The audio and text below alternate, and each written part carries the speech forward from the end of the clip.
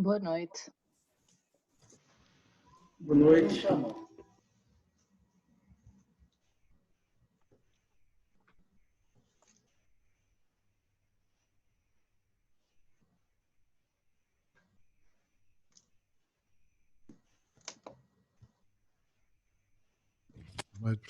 Colegas e professor. Ora, muito boa noite. Boa noite a todos. Muito boa noite. Boa noite. Há muitos colegas que com certeza ainda estão a chegar. Vamos só aguardar mais um momento.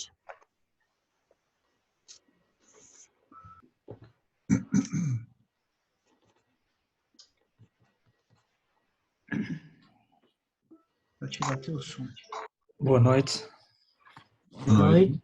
Boa noite. Boa noite. Fernando Matos. Boa noite. José Luz. Boa noite. Ok, boa noite. Muito bem-vindos a todos.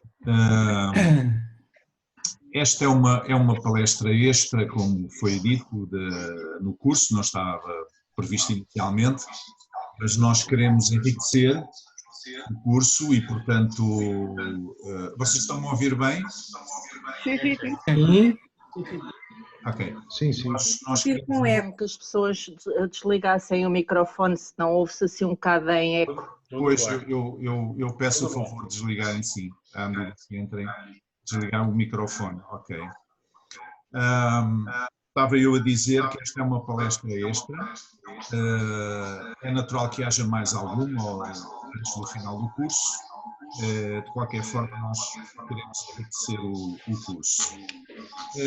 Outra questão que eu gostaria de vos colocar é que não é possível nós entrarmos aqui no debate, por isso eu sugiro que vocês tomem notas ou não, alguma dúvida, algo mais chega, que gostariam de fazer, que o pudessem fazer através do fórum do curso, na plataforma, onde diz a funcionalidade que diz debate, onde poderão colocar as questões então e eventualmente eu irei responder ou como em relação a qualquer um dos vídeos, não é, que fazem parte do curso, eu irei responder ou então alguém algum dos outros docentes irá procurar responder.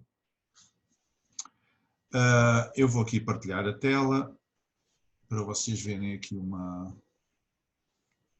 o tema é este. O paradigma esquecido da reforma, a essência dinâmica da ação reformadora. Portanto, o que é que em suma, o que é que eu pretendo dizer? A reforma constitui um novo paradigma do ponto de vista religioso, à partida, desde logo, que está relacionado com alguma coisa que não tem sido muitas vezes valorizado como das mais importantes perspectivas que a reforma trouxe. Valoriza-se outros aspectos, mas não se valoriza este, e é precisamente por aí que eu gostaria de ir. Portanto, o movimento da reforma religiosa na Europa, portanto, sabemos que foi desencadeado no século XVI por Martinho Lutero, embora antes dele houve vários outros reformadores. Vocês têm até um vídeo que fala nos antecedentes da reforma, quer indivíduos, portanto personalidades, quer movimentos que se criaram no sentido de procurar provocar uma reforma na Igreja, que depois mais tarde acabou por acontecer, mesmo já depois da ruptura, chamada Contra-Reforma ou Reforma Católica, portanto que sucedeu depois da Reforma Luterana, e portanto esse mal-estar já vinha de algum tempo, mas de facto foi no século XVI, em 1517, a partir de 1517, que com Martinho Lutero, que houve, digamos, o arranque dessa mudança estrutural na Europa. E portanto nós podemos perguntar se esse movimento da reforma pode ser considerado um evento histórico, um conjunto de acontecimentos de caráter religioso, social, cultural, político inscritos na história europeia, não é? Sabemos os impactos que a reforma teve. A minha pergunta é, não será mais do que isso? A essência da transformação reformadora pode-se registar nos anais como modelador do pensamento europeu e afetar por isso a mentalidade dos povos do velho continente, independentemente dos diversos posicionamentos face às suas propostas, ou ela apresenta, a reforma apresenta um novo paradigma teológico e eclesial? Eu estou a colocar algumas perguntas e vou tentar dar a minha perspectiva depois. O encadear dos acontecimentos causados pela reforma deve-se considerar uma inevitabilidade histórica, um acidente de percurso ou uma espécie de dobradiça no tempo que abriu uma nova porta no futuro do mundo. Portanto, são questões que nós podemos colocar quando falamos da reforma. Talvez a proposta mais revolucionária da teologia reformadora não seja o sacerdócio universal dos crentes. Como sabem, Lutero defendeu que, portanto, o crente não precisa de ter um sacerdote como mediador para o seu acesso a Deus, que pode diretamente ir a Deus. Portanto, o sacerdócio universal dos crentes, a justificação pela fé e não pelas obras, portanto, outra pilar, digamos, da reforma luterana, a justificação pela fé e não pelas obras, os 5 sola, não é? Aqueles 5 sola scriptura, só as escrituras, sola fides, a justificação apenas pela fé, solus Christus, só Cristo como Salvador, sola gratia, salvação apenas pela graça, soli Deo gloria, a glória apenas a Deus. Ou mesmo, até mesmo, o direito à livre interpretação das Escrituras. Portanto, isto foi outro aspecto entre todos estes que foram revolucionários nesta reforma protestante. Portanto, o direito às pessoas, ao crente, poder ler as Escrituras e poder, digamos, interpretá-las. De alguma forma isto foi potenciado, como sabemos, pela descoberta de Gutenberg, da prensa, portanto, a pré-história da imprensa, e também pelos próprios reformadores, que não apenas na Alemanha, mas noutros países da Europa, que fizeram a tradução das Escrituras para o vernáculo, para as suas línguas nacionais. Com isto, Lutero ajudou a fixar a língua alemã, mas Wycliffe na Inglaterra e outros pela Europa fora fizeram essa tradução. Ora, com livros muito mais baratos, muito mais acessíveis, muito mais rápidos de imprimir do que escritos à mão, manuscritos como até aí, e com as traduções para as línguas que as pessoas falavam, uma vez que nem toda a gente dominava o latim, enfim, e nem as línguas bíblicas, então isso facilitou este princípio, digamos, da livre interpretação das Escrituras. Mas eu creio que talvez o princípio mais interessante não tenha sido sequer nenhum destes, mas sim um que é citado como sendo, não sei falar muito bem latim, ler muito bem latim, mas diz Ecclesia reformata e sempre reformanda es. A Igreja Reformada está sempre em reforma.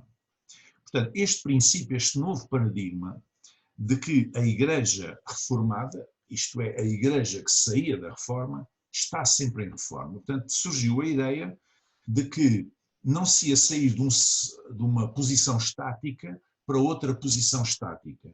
Ia sair de uma posição estática para uma posição dinâmica. Ou seja, a reforma passaria a estar, a Igreja Reformada passaria a estar sempre em reforma. Esta expressão foi usada pela primeira vez no Sínodo de Dort, 1618-1619, por um teólogo holandês chamado Gisbertus Voetius. Mas não podemos esconder o contexto desta frase. E o contexto desta frase, a frase completa em latim, diz Ecclesia reformata e sempre reformanda secundo verbum Dei. Isto é, a Igreja Reformada está sempre em reforma de acordo com a Palavra de Deus. Portanto, não é apenas uma reforma, uma alteração, uma dinâmica só por si, mas com um referencial, que é a Bíblia, a Palavra de Deus. Ora bem, esta proposta deste novo paradigma, ela caracteriza-se por não constituir apenas uma medida, portanto, não estamos a falar apenas de uma medida, nem sequer de uma doutrina, nem sequer de um dogma, mas sim de um novo paradigma eclesial e teológico, pelo que as suas consequências práticas não afetam apenas o presente, ou não afetaram apenas o presente no século XVI, mas condicionaram todo o processo do devir, sujeitando o futuro a um princípio de análise dinâmica e permanente. Portanto, esta ideia para mim é muito forte, é de que a Igreja reformada, a Igreja que saía da Reforma, devia ter uma dinâmica de se autorreformar, de se reinventar a cada momento, daí para o futuro. Portanto, não se saía de uma situação estática para ficar noutra situação estática. E eu acredito que este é talvez o maior dos desafios à nova expressão da fé cristã, à expressão da fé reformada. Após o corte epistemológico reformador, e eu acredito nisso por um conjunto de razões. Antes de mais, em função da identidade. Havia que construir uma nova identidade teológica e uma nova igreja, uma nova entidade eclesial. Portanto, uma identidade que se traduzisse em segurança para os fiéis. Conviria que o chão a pisar na sua nova caminhada fosse suficientemente firme, tendo em conta a oposição religiosa em geral e particular, que certamente adivinhava uma dura e imprevisível fase de confronto doutrinário, social, político e até militar. Portanto, a reforma iria provocar ondas de choque na Europa, como nós sabemos, como veio a acontecer, e, portanto, havia que criar uma identidade que fosse naturalmente, que seria naturalmente distinta da identidade da Igreja até aí, da Igreja antes da Reforma. Todos nós conhecemos aquela frase que diz que a natureza tem horror ao vazio. É uma frase da escolástica medieval, que terá sido inspirada em Aristóteles, para quem o vácuo não seria passível de existir, pois a suceder um movimento não poderia acontecer. Isto é uma ideia aristotélica. Portanto, se a natureza tem horror ao vazio, havia que construir rapidamente uma nova arquitetura teológica e eclesial e litúrgica também, que, enfim, que enquadrasse o espírito e a prática da fé reformada, conferindo-lhe um sentido existencial e é verdade. Eu vou ver se eu mando aquilo, peraí. Renovador. Mensagem. É? Peraí. Eu peço o favor de desligarem os vossos micros. Tanta coisa esqueci. Está bem? Manda-me número. Por favor. Uma vez que se crê que Lutero não pretendia separar-se da Igreja propriamente, terá sido forçado a tal pela força das circunstâncias conhecidas, de crer que não se tivesse lembrado. Pediu aquilo, né? O cartão para quê? Importam-se desligar, por favor, os micros? Mas qual cartão? Então, mas para que é que ele quer os cartões? Estamos a ouvir uma conversa de telemóvel. Posso sugerir que desligue o microfone da Ana Rio? Ok. Parece que já está. Então vamos continuar. Uma vez que eu creio que cresce que Lutero não tinha intenção inicial de se separar da Igreja e, portanto, terá sido um pouco empurrado para isso pela força das circunstâncias que são conhecidas. Portanto, sendo assim, é de crer que ele não tivesse preparado previamente nenhum projeto identitário de substituição ou alternativo para a Igreja, mas apenas ele limitou-se a esgrimir no campo das ideias, o melhor das convicções, com vista a uma reforma interna da Igreja medieval. Aliás, na linha daquilo que já vinha das tentativas anteriores, eu lembro que 100 anos antes, exatamente, John Hus, naquilo que é hoje a República Checa, foi queimado na fogueira, porque também pretendia uma reforma da Igreja. E, portanto, Lutero era isso que ele queria, não é? Era isso que ele queria. Ele discutiu ideias, discutiu conceitos, discutiu princípios e, portanto, com vista a uma reforma da Igreja medieval. E, portanto, uma vez que ele não se vê perante uma nova realidade em que a Igreja fecha as portas, digamos, a uma renovação naquele momento e prefere persegui-lo portanto, e colocar-lhe o anátema sobre ele, e ele se vê forçado a abandonar a Igreja Romana, logo, portanto, teria que criar, então, desenvolver rapidamente tanto uma nova teoria eclesial, como um formato do qual emergisse uma prática, uma praxis nova, diferente. Portanto, podemos imaginar a angústia que quem tem pela frente a tarefa de pensar uma igreja diferente em todos os seus contextos, procurando, por um lado, manter a fidelidade aos valores e aos princípios do Evangelho, a observância das Escrituras, o bom património da tradição e dos pais da Igreja, e, por outro lado, conceber novas orientações teológicas, litúrgicas, eclesiais, sociais, e a relação dessa nova Igreja com o poder temporal. Isto é uma questão que agora se punha. Como sabemos, Lutero foi apoiado, talvez um pouco oportunisticamente, também pelos príncipes alemães, que já estavam fartos do poder que o Papa detinha na Europa, e, portanto, de certa forma, viram ali uma maneira de ganhar mais autonomia, e, portanto, havia que a Igreja Luterana, digamos assim, a Igreja Reformada, haveria que encontrar ou definir qual era a sua relação com o poder temporal. Portanto, era um contexto novo. Ao mesmo tempo, paralelo, Lutero ainda teve que tentar controlar os entusiasmos, portanto, paralelamente ainda teve que se preocupar com isso, controlar entusiasmos, excessos, extremismos, que sempre emergem nestas transformações sociais de alguns companheiros, e a mudança de paradigma religioso e sociopolítico nunca se dá sem convulsões, avanços e recuos, ganhos e perdas. Mas a ideia de um processo de reforma permanente desafiava também a questão da tradição, desta tal Igreja reformada sempre em reforma. Põe a questão da tradição. O meio religioso está profunda e intimamente ligado à tradição, às tradições, aos usos e costumes, e a ideia de questionamento permanente não parece ser amiga da tradição.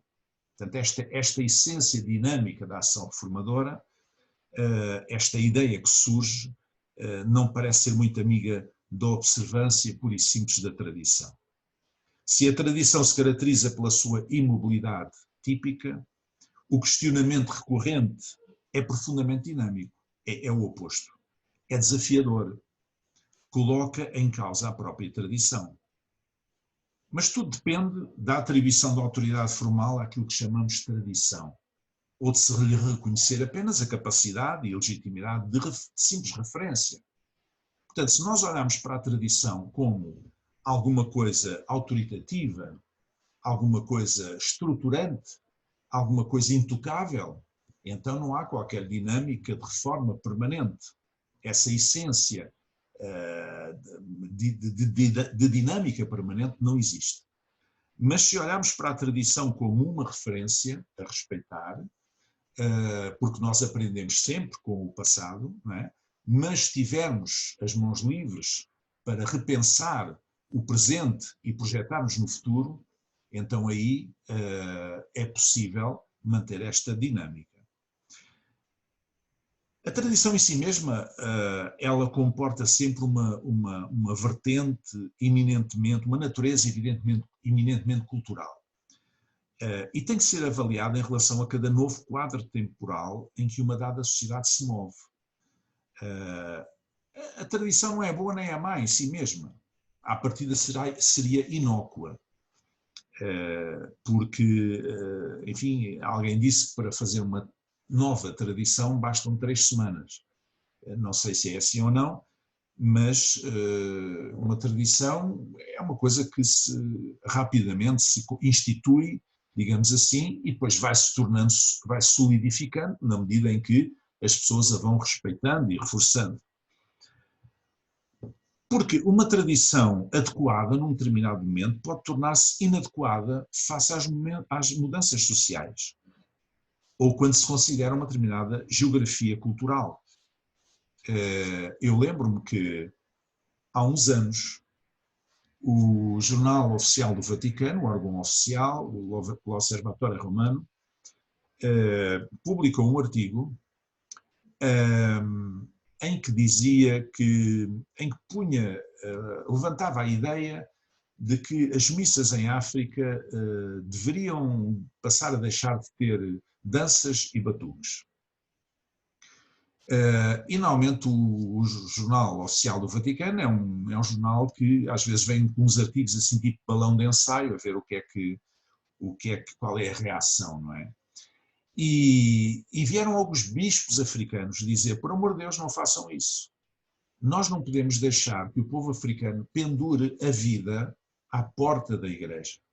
Ou seja, as danças e os batuques fazem parte da essência cultural dos africanos e, portanto, não podemos fechar completamente a porta a essas manifestações só porque na Europa não é tradição. Portanto, a geografia cultural é também importante considerar. Portanto, a tradição pode ser estruturante enquanto referência, mas perturbadora e imobilizadora enquanto norma rígida. Portanto, se a tradição for uma norma rígida, então é imobilizadora. Se for uma referência, é importante. A Igreja sempre esteve e está confrontada com um desafio ontológico, que é necessariamente dinâmico, portanto, o desafio do ser. Ser igreja implica ser num tempo, num lugar e numa sociedade. Portanto, etimologicamente, existir significa ser num dado momento.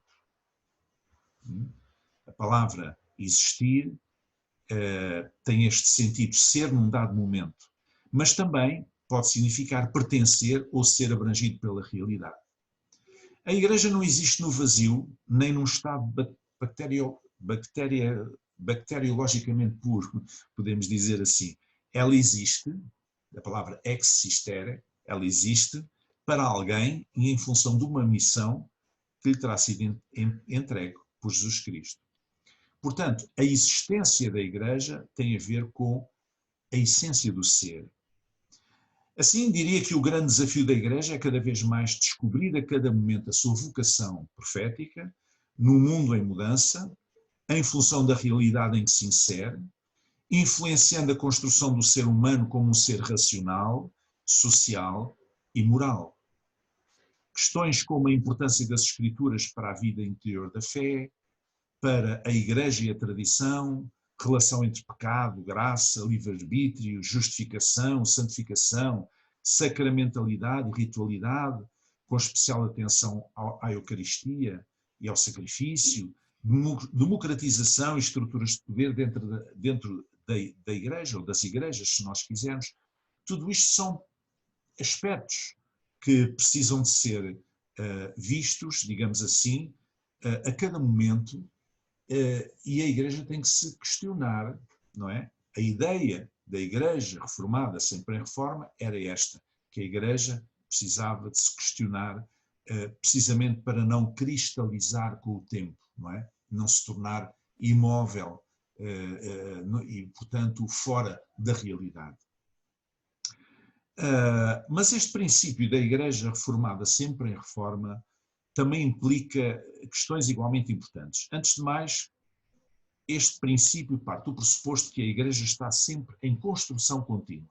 Portanto, a Igreja é um edifício, aliás, o Novo Testamento compara a Igreja a um edifício que está a ser construído, não é? Está em construção contínua. A afirmação que Jesus a edificarei a minha Igreja, lá em Mateus 16, 18, remete mais para um processo do que para uma construção já concluída. Jesus disse, eu edificarei a minha Igreja no futuro, ou seja, é um processo, é qualquer coisa que está a acontecer, não aconteceu, não está fechado, não ficou, digamos, datado na história, não, está a acontecer a cada dia. E esse processo pode ser caracterizado por expressões como ser igreja ou fazer igreja, que são expressões que às vezes se ouvem. Em qualquer das duas formas, os verbos indiciam ação ou movimento, mas também falam dos riscos inerentes à própria existência e atuação ou falta dela. São Paulo escrevia à comunidade cristã de Filipos, da cidade de Filipos, sublinhando o princípio do processo da vida cristã no qual se empenhava em caminhar na direção da perfeição. Ele dizia assim: prossigo para o alvo pelo prémio da soberana vocação de Deus em Cristo Jesus. Portanto, este verbo, prosseguir, é extremamente dinâmico. É qualquer coisa que está sempre em movimento. Prossigo para o alvo. E assim também a Igreja deve dar esta ideia de dinâmica e progresso como modelo a seguir na caminhada espiritual, comparando a jornada de fé ao trajeto de um peregrino, por exemplo, que tem por objetivo final da sua viagem a imitação de Jesus. Em segundo lugar, outro aspecto que eu considero que é importante é que a Igreja pode vir a laborar em erro. Nós temos que admitir isto. Seja qual for a Igreja cristã, seja qual for o ramo, Igreja Católica, Ortodoxa, Protestante, Evangélica, seja o que for, a Igreja pode vir a laborar em erro. E por isso a necessidade de a reformar permanentemente só pode significar que ela nunca vai atingir o estado de perfeição absoluta, o que é perfeitamente compreensível, uma vez que ela é constituída por pessoas, seres humanos, de natureza caminosa e que se move num oikos, mergulhado no pecado. As Escrituras afirmam que o mundo está no maligno, diz lá o 1 de João, significando que o príncipe deste mundo exerce uma influência destrutiva, caótica, desestruturante sobre a comunidade dos seres humanos, a partir da sua filosofia própria, que é alheia aos princípios do reino de Deus. Ainda assim, Jesus Cristo pediu ao Pai que não retirasse os seus do mundo, apenas que os livrasse do mal. Está lá na famosa oração sacerdotal do Evangelho de João, versículo 17. Ou seja, a oração intercessória de Jesus em favor dos seus discípulos é que o Pai os preservasse do mal, não que os tirasse do mundo, porque eles tinham uma função, tinham uma missão a cumprir neste mundo, mas que os libertasse do mal. De resto, uma das metáforas utilizadas por Jesus para caracterizar os discípulos é o sal da terra. O sal da terra.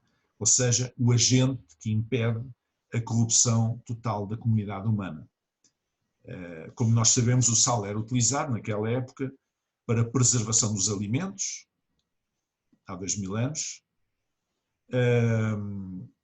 e portanto ser o sal é também dar gosto, é também ser o testemunho e a vivência da fé para aqueles fora da Igreja. Admitir que a Igreja pode errar, fazer essa admissão, essa simples admissão, admitir que pode acontecer, é um exercício de humildade cristã que se torna mais imperativo, uma vez que todo o mundo é composto de mudança, como dizia o nosso Camões, e que muda cada vez mais depressa este mundo e que se complexifica de forma crescente e inevitável. A Igreja, enquanto comunidade de adoradores, pode e deve ter a margem de manobra para falhar, se quiser ser uma comunidade de serviço, uma diaconia. Pois quem interage e serve os outros não pode estar condenado a ser perfeito a todo o momento, o que seria humanamente impraticável e talvez mesmo uma inaceitável pretensão alavancada por algum orgulho. As pessoas não são perfeitas, nem as que estão fora da Igreja, nem as que estão dentro da Igreja. Somos todos seres humanos. Somos todos seres humanos que falhamos tantas vezes, que erramos tantas vezes, que tantas vezes não somos fiéis aos nossos próprios princípios de vida e, portanto, muitas vezes falhamos. Errar é humano, não é? E, portanto, se não há pessoas perfeitas, não pode haver igrejas perfeitas, porque as igrejas são constituídas por pessoas. A Igreja são as pessoas. A Igreja não é o edifício, a Igreja não é a hierarquia, a Igreja são as pessoas, é o conjunto das pessoas. Isto é do ponto de vista do Novo Testamento. O caso emblemático de Galileu, falando em falhas da Igreja, apenas levanta a ponta do véu em matéria dos erros da Igreja. Neste caso, quis utilizar o argumento da autoridade contra as evidências científicas. uma coisa que hoje ainda acontece. Ainda há umas quantas pessoas hoje, em certas regiões do mundo, que defendem que a Terra é plana, não é? Defendem que a Terra é plana, pronto, contra todas as evidências científicas. E hoje está-se a verificar um movimento anticientífico, começou com a questão das vacinas,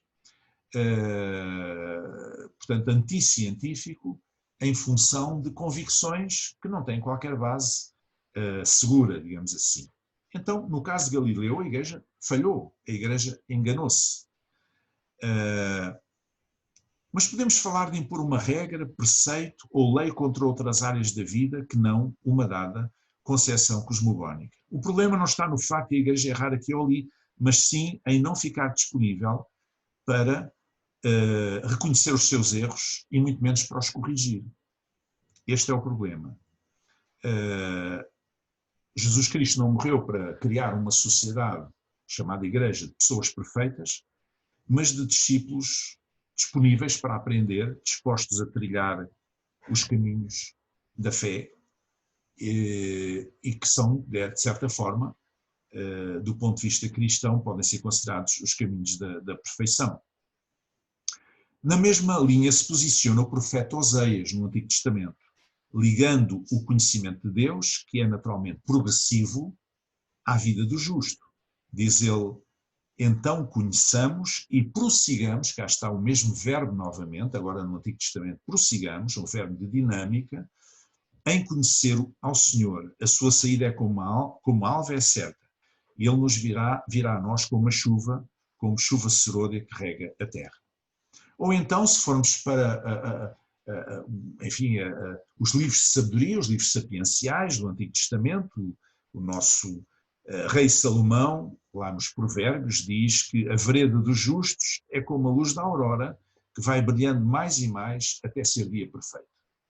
Ou seja, a pessoa que sai de casa ainda de noite, de madrugada, ainda está escuro, mas à medida que o sol se vai levantando, que o dia vai abrindo, ele vai olhando melhor, conseguindo identificar melhor aquilo que está à sua volta, o caminho e aquilo que está à sua volta. Portanto, o percurso do cristão e, portanto, da Igreja é um caminho que se faz caminhando, como dizia o poeta António Machado. É um caminho que se faz caminhando. À medida que a revelação divina nos vai alcançando, mais e mais luz brilha e mais claras se tornam as veredas da vida até a eternidade. Outra das conclusões será que a Igreja não se renova por ação espontânea. Este é outro aspecto. Mas apenas através da reflexão e do questionamento sobre a sua própria praxis, compaginados com a capacidade e o propósito de ouvir o Espírito Santo, o que implica uma autoavaliação constante, que pode encontrar o seu sentido na exortação apostólica aos cristãos do primeiro século, no sentido de vigiarem e orarem. Jesus disse-lhes: vigiai e orai, para que não entreis em tentação. Não é? Dizia Jesus de Nazaré aos discípulos num momento crítico da história da salvação. E a tentação pode bem ser a da sonolência espiritual, da inércia, do conformismo, o que não deixa de ser uma falta grave, segundo escrevia São Paulo à comunidade cristã de Roma, não é? Da sede do Império. Ele dizia: não sede conformados ou não vos conformeis com este mundo, mas sede transformados pela renovação do vosso entendimento, para que experimenteis qual seja a boa, agradável e perfeita vontade de Deus. Calvino defendia que a Escritura tem autoridade em matéria de salvação, enquanto que a organização das igrejas é confiada à razão, que é, neste caso, o legislador nacional. E, portanto, abriu assim caminho à possibilidade de erro em matéria de organização e administração eclesiástica. Portanto, como sabemos, Calvino vem depois de Lutero, mas por causa de ter uma formação jurídica, Calvino, talvez por isso, tinha facilidade em sistematizar o seu pensamento e não apenas escreveu as Institutas, enfim, do ponto de vista doutrinário, mas esboçou, digamos assim, a organização da Igreja Reformada, especialmente na Suíça, da Igreja Reformada e também a sua relação com o poder temporal. Portanto, ele trabalhou muito nessa área. Por outro lado, a dinâmica reformadora recorrente da Igreja dá corpo à simbolização do seu caráter peregrina na terra. A Igreja deve viver em tendas e não em palácios. Deve ser nómada e não sedentária. Deve ser dinâmica e não estática. Deve ir ao encontro das pessoas e não esperar que as pessoas venham até ela. Deve servir e não ser servida. Fazer diaconia à semelhança do Filho do Homem, que não veio para ser servido, mas para servir.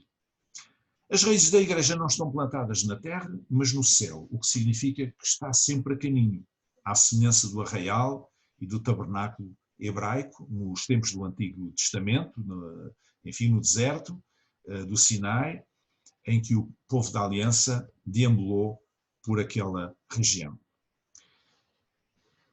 Com certeza não foi por acaso que o apóstolo Paulo gastou parte da sua escrita epistolar a desenvolver com algum pormenor a ideia da comparação entre a Igreja enquanto comunidade de fé e o corpo humano. A razão é porque talvez existam poucas coisas no mundo tão perfeitas, mas simultaneamente tão complexas e dinâmicas como é o corpo humano. Não é suposto que a Igreja seja uma organização, mas sim um organismo vivo.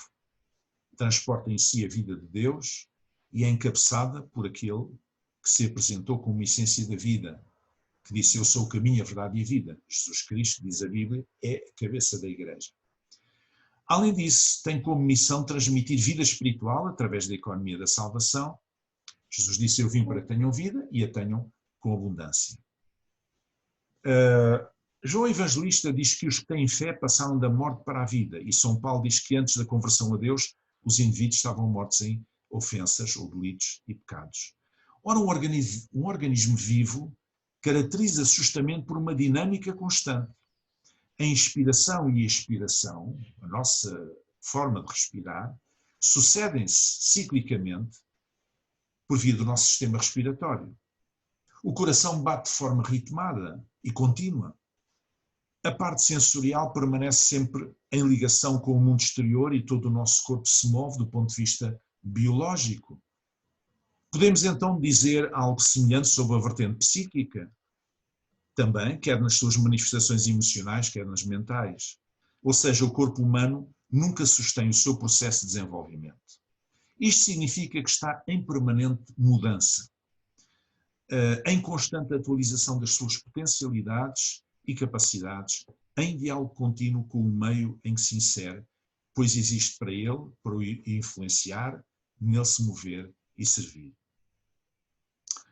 Esta preocupação pela renovação já estava na agenda da Igreja Latina no final do período medieval, esta preocupação pela reforma da Igreja, e encontrou expressão dramática durante a reforma.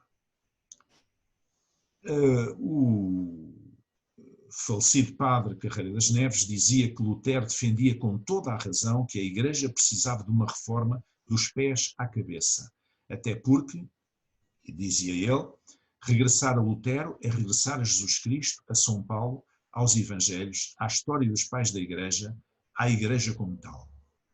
Por seu lado, Hans Kung, um famoso teólogo católico, reafirma que a reforma é uma mudança de paradigma e não uma mudança de fé. Mas também o paradigma, o princípio teológico da Igreja, sempre em reforma, é desafiador e obriga a sair da zona de conforto que a tendência humana procura, porque a coloca na linha de uma dinâmica de mudança permanente, combatendo assim a cristalização, o imobilismo e a insensibilidade face ao meio. Como diz um teólogo católico, que eu aprecio muito, Tomás Salik, checo, não se pode entrar na água que já passou no rio do tempo, pois o tempo é invariavelmente novo e as águas sempre renovadas. Brunner, discorrendo sobre o equívoco que confunde o conceito de igreja-comunidade com o conceito de igreja-instituição, o qual, no seu entender, está na base tanto do impedimento ao crescimento da verdadeira eclésia, como da dificuldade ao mútuo entendimento e cooperação entre os cristãos, ele afirma: temos que temer uma falsa eclesiasticidade, tanto quanto um falso individualismo. A falsa eclesiasticidade nasce da Eclésia Christi como uma instituição. E sabe-se como a filosofia e o modus operandi das organizações e instituições privilegia antes de mais a sua preservação, influência e poder, mas também o seu imobilismo. Portanto, a preocupação de Brunner é que muitas vezes se confunde a Igreja instituição com a Igreja comunidade de fé. A Igreja comunidade dos fiéis é muitas vezes confundida com a Igreja instituição. De facto, para John Stott, um outro grande teólogo anglicano, já falecido, a Igreja comunidade, a verdadeira eclésia, não é algo frio, legalista ou anquilosado, mas antes uma comunidade de celebração. Pois do dia de Pentecostes em diante, diz ele, tem sido claro que a conversão a Cristo significa também conversão à comunidade de Cristo, à medida que as pessoas se voltam de si mesmas para ele e desta geração corrupta à sociedade alternativa que eles estão unindo em torno de si. Essas duas transferências de fidelidade pessoal e participação social não podem ser separadas. Portanto, a vertente pessoal e a vertente social fazem ambas parte da dinâmica cristã. O cristão, porém, terá sempre uma esperança, já que, segundo Leonard Boff, crer no reino de Deus é crer num sentido terminal e feliz da história. Isto é, um fim transhistórico, apesar dos absurdos intrahistóricos. Chesterton dizia que para o ortodoxo sempre pode haver uma revolução, pois a revolução é uma restauração. Chamemos-lhe o que quisermos, desde que a Igreja se reforme constantemente, mantendo sempre como referência a palavra revelada, pois como nos diz McLaren, até que o reino de Deus venha em plenitude, a revolução da ortodoxia generosa tem de continuar.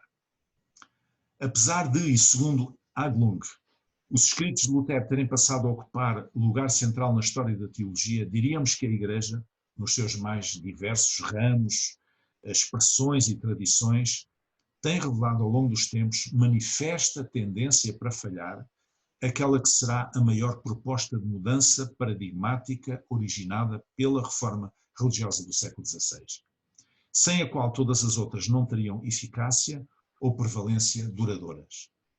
Ou seja, a capacidade de se reinventar a cada momento, não na essência da fé, mas na sua presença no mundo. Portanto, este autor considera que a Igreja tem falhado, nos mais diversos ramos da Igreja cristã, tem falhado consecutivamente na sua capacidade, na sua presença no mundo, no qual ela opera como agente de Deus, pois a essência da reforma protestante, como nós vimos, é genuinamente dinâmica. Ou seja, volto a dizer, para concluir, que apesar de todas aquelas formas, digamos, inovadoras, todas aquelas novidades, entre aspas, que surgiram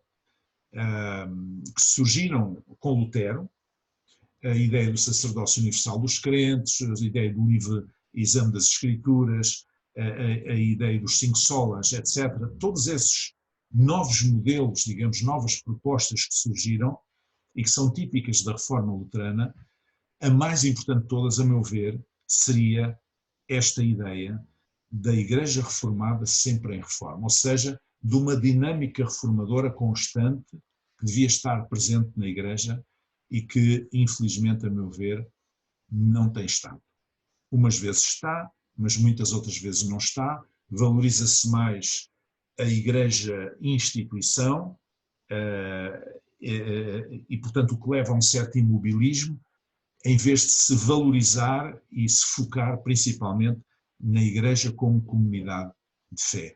Eu creio que esta foi a grande revolução da Reforma, foi esta, a Igreja reformada sempre em reforma, apesar de a própria Igreja reformada, a própria Igreja protestante, ter falhado também depois nesta dinâmica constante de reforma, como tem falhado todas as, a meu ver, na minha opinião, todas as expressões, digamos, todas as expressões cristãs, todos os ramos do cristianismo, antes e depois da reforma, têm falhado neste aspecto, que é um aspecto central que asseguraria, digamos assim, um refrescamento da comunidade de fé, da comunidade dos fiéis, estando atentos aos seus tempos, estando atentos à humanidade, à sua volta, portanto, onde ela se insere, para poder servir essa humanidade e ser realmente o sal da terra e a luz do mundo.